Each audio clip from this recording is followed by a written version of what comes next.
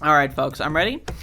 Folks, I would like to remind everyone that 95% of American citizens in this country, in the year 2019 at least, it's probably worse now, 95% of Americans do not consume the minimum daily recommended dose of fiber. What's fiber? That's vegetables. 95% of Americans don't eat vegetables. Also, the food industry is the worst industry, in my opinion, in this entire country.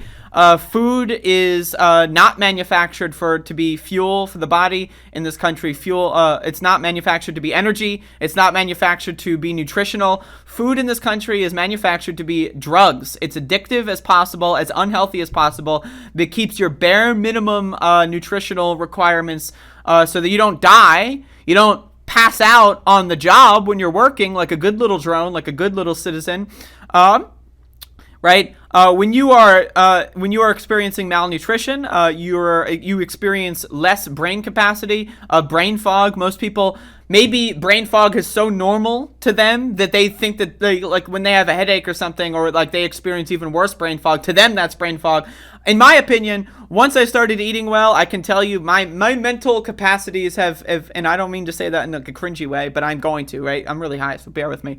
I experienced less lethargy, less nausea, just in general throughout everyday life. But anyway, we're experiencing this extremely horrible situation here, where they've got Americans by the balls. Americans, 95% of which are addicted to these sugary drugs, addicted to unhealthy foods so severely, and now we're experiencing a pandemic depression-related quote-unquote inflation, which is really just corporations raising their prices. So they addicted Americans to all of these horrible foods, and now they're price gouging Americans to get their drug addictions, to get their fix. So I want to talk about this because this is extremely important. None of this, inflation is fake. It doesn't exist. It's made up. It's just a way for corporations to steal your money, keep you poor, and keep themselves rich. That's all it is.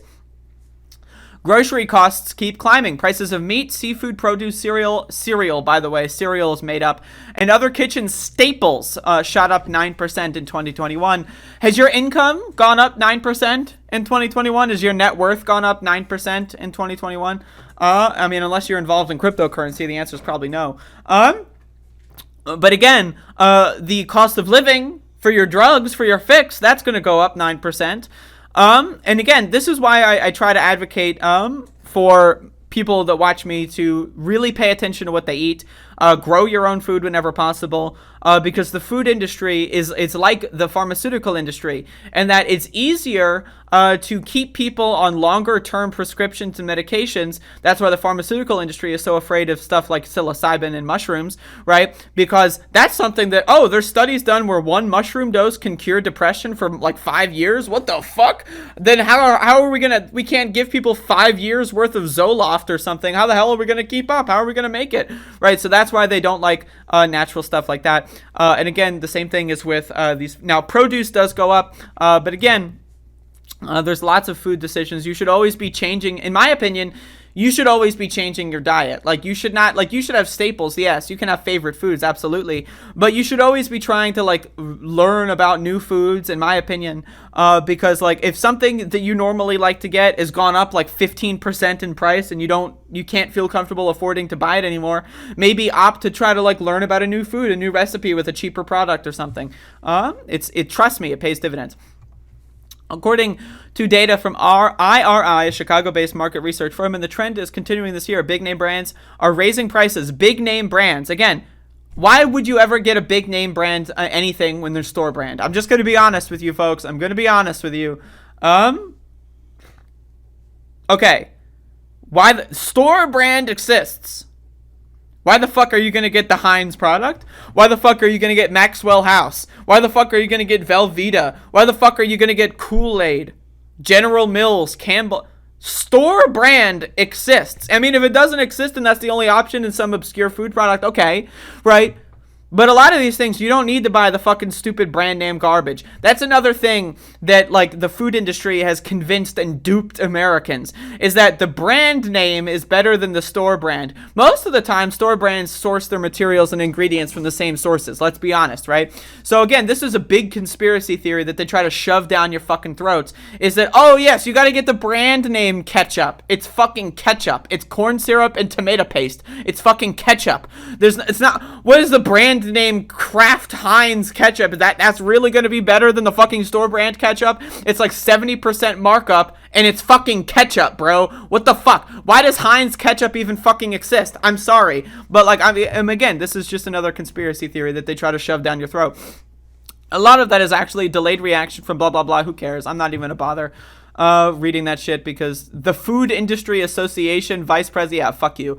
Number of cargo ships, yeah, fuck that. Cost of labor, fuel, ingredients, packaging. Again, they could cut their own bonuses. They could cut CEO pay. That's not like CEO pay doesn't need to be 300 times the average worker, right? They could maybe do 280 times the average worker, and then maybe keep prices the same. But they're not gonna.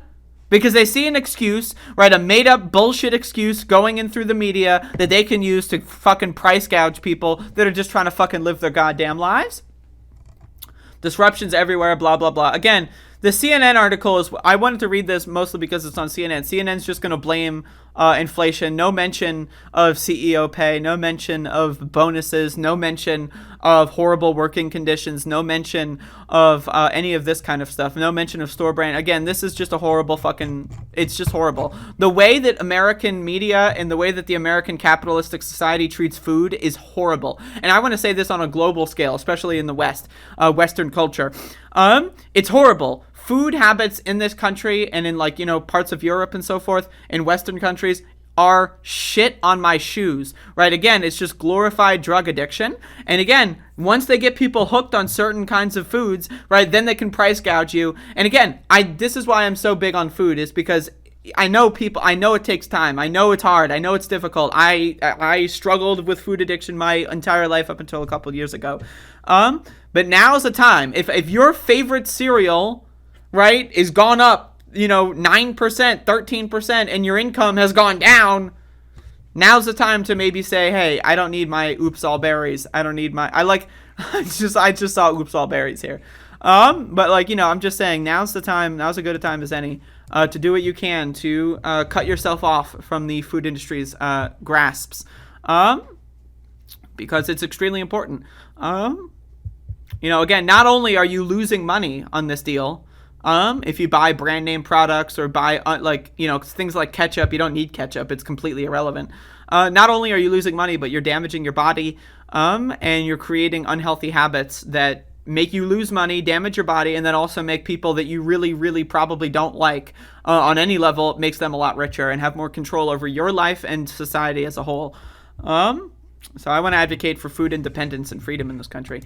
But anyway, also inflation, the other angle of this, inflation is made up. It's bullshit. Anyone who's trying to tell you, oh, the inflation, how about you inflate my goddamn dick, motherfucker? Anyway, so that's that. That's the show. That's the last segment, folks. All right.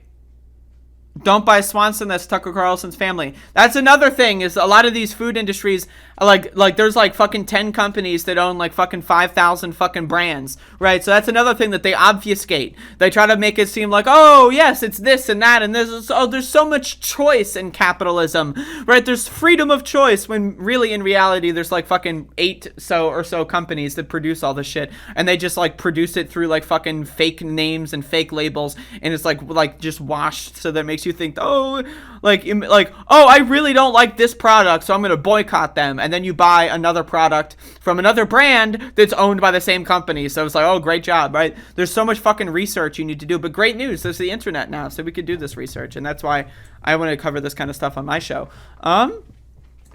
So there you go.